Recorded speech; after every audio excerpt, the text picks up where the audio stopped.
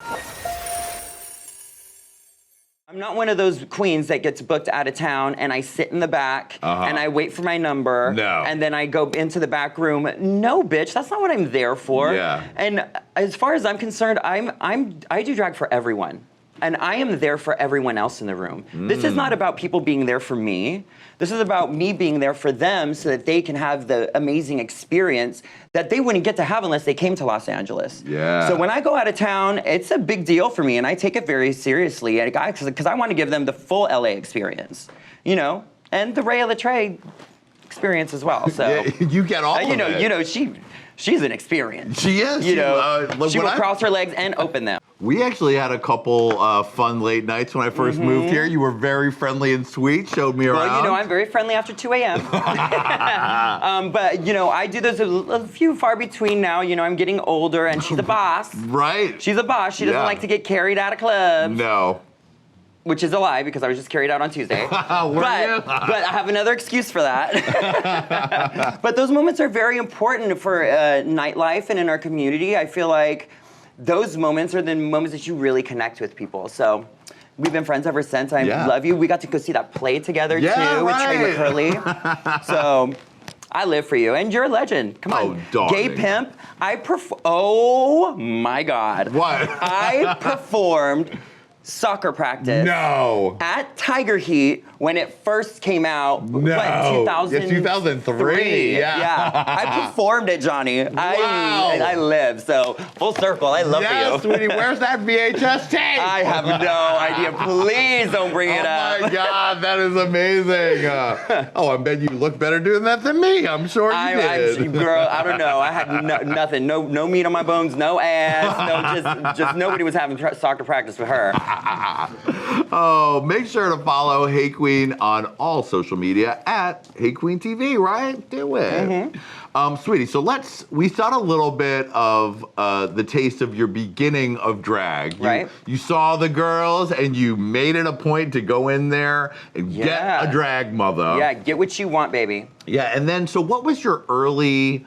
Your drag seems to have like really changed over the years. Assuming that you started off more like androgynous, and because you were like a party promoter, publicist, putting a look together. Talk to me about the evolution of the look. Well, you know, when I first started drag, I wanted to like, you know, just do drag, and then so I just put on the wigs and the gigs and did whatever like I kind of saw, and then I like kind of felt like wigs weren't for me, and for like 6 years, I didn't wear one wig, and I just wore my own hair, short on the side, you know, this little Aaliyah to the left. Oh, I remember that look very well. You really pulled it off. I mean, looking back now, I was like, girl, your look would have been beat if you had like a snatchback.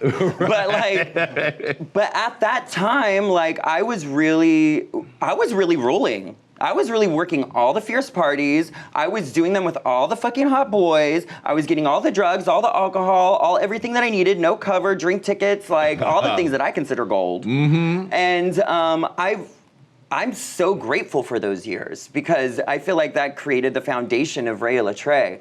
And you know, in the process, I found, you know, glamour and also found like a little bit more self-confidence in myself. I think that I didn't wear wigs because I was trying to set myself apart from the rest because I felt like I couldn't do what they were doing. So, you know, I used to always like sit backstage at Dreamgirls and like be like to chat and be like, oh, I can't wait till I can do a Dreamgirl crease. You know? Right. Like, I just never thought that I could do it. I never had that confidence. What changed?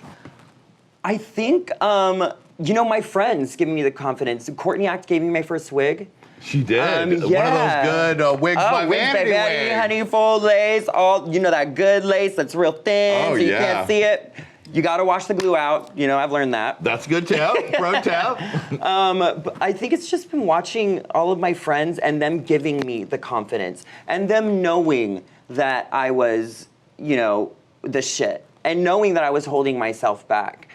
Just recently, you know, in this past year, I've had a friend for 7 years that came back into my life this past year, and her name is Six. And she's really taught me so much about loving myself and knowing my full potential, and is a true sister. And not in a shady way of like, you know, trying to hold you down or like trying to like a true sister that's like, sis, why don't you do this? Oh, sis, what try this, like maybe wear that belt instead of that belt.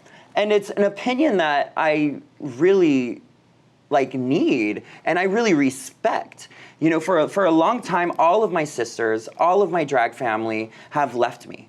Had left me here in Los Angeles. Right, because they're all busy, they've all gotten on the show everywhere. and traveling, and they kind of left me in this place where I was like working all the parties by myself, and I like had all these employees and everyone under me, and I had no one to talk to, or you know, just to have a like-minded opinion about a look, because I wouldn't trust any of those hoes. Right. You know, so it's just been really nice over the past year to have somebody that's that's just there for you unconditionally, and it's love. And if you don't know, they call her Six. Like, check her out. She's like an angel on this earth. She Love really it. is. I love her. All right. Now, were you a California baby? Were you born here? I am Cali born and raised, baby. Born and raised. Born in a small town in outside of San Diego called Spring Valley. And I moved up to LA Why don't when you I was... take a look at this cutie? Oh, no! What a love, baby! Stop! So cute! That shirt, that hair, Mom. you tried it. What was that little cutie like? Outgoing, fun, personality. My first picture in kindergarten, I was like holding my backpack with like my foot up, like just always very happy. A legend from a young age. Yeah, bitch. Giving them poses. I lived. You know, it wasn't until like middle school, high school that I felt like not okay with myself, because that's when like you're figuring out your sexuality and all that stuff. And I declined being gay for all my high school years, even though I was captain of color guard girl, and you couldn't tell me that I was gay. Girl, you know that's a clue. She is captain of color guard. That's a clue. I was living, you know. There's just one thing about me. I'm always just very passionate. Yeah. You know, I was passionate about color guard, and I loved it so much. I was there at 6 a.m. With the band, doing the things on the football field. And then when football season's over, you go to Winter Guard and you perform on the basketball courts with like music and flags and sabers and rifles. And it just like, I felt like on that stage, on that platform, I could finally be myself. So it was everything to me. And then this bitch, Bridget, the co-captain, wants to come and take my job. What? So she accused me of sexual harassment. No, in high school? And I had to leave the squad. You had to leave the squad? I cried. During Winter Guard? I mean, that's what you call high school. Shade. And little did she know, was that when you came out? Because you were like, I could not have sexually harassed this woman. No. Because I do not care for women. Honestly, I was hysterically crying in the chair with the principal and my mother and my abuela and my tia. Wow. And my mom said up, she goes, "You will not quit color guard. You have given your life for color guard." She wanted to kill. Wow. And I just looked at my mom and I was crying and I just said, "I'm just gonna quit the team." Broke my mom's heart, and I really didn't spin a flag again until Puerto Vallarta, New Year's Eve. This New Year's Eve? Yeah. And you made a return to the flag? Yes, bitch. My son got it for me for Christmas. Oh my God. My son Jojo Guad, shout out. I love you so much. Your mama loves you. He's an angel. First of all, he's the Prince of Twerk. Okay. And Big Frida has paid his rent. Oh, shucks. Oh, yes, because he likes to win competitions. We're winners in the House of Litre, baby. That's right. And he's just an angel, heart of gold, and we moved in together in November, and it's just like, I'm a mother. I have a home. I have kittens. You know, I have 5 kids, and they all come in and out of my house all day and all night. And I could not go to bed happier. Honestly, like, I'm so blessed. Thank you for the flagpole, baby. And how did you feel to get back into waving your flags after so many years? Like, it's like riding a bike. Right. I was the shit again. I was killing it. I was doing triples and catching it. Check it out on YouTube. You're gonna gag. I mean, honestly, when I did that, I was like, oh, bitch, you did that. You still got it. Because it was my return to the stage, you know? I was living.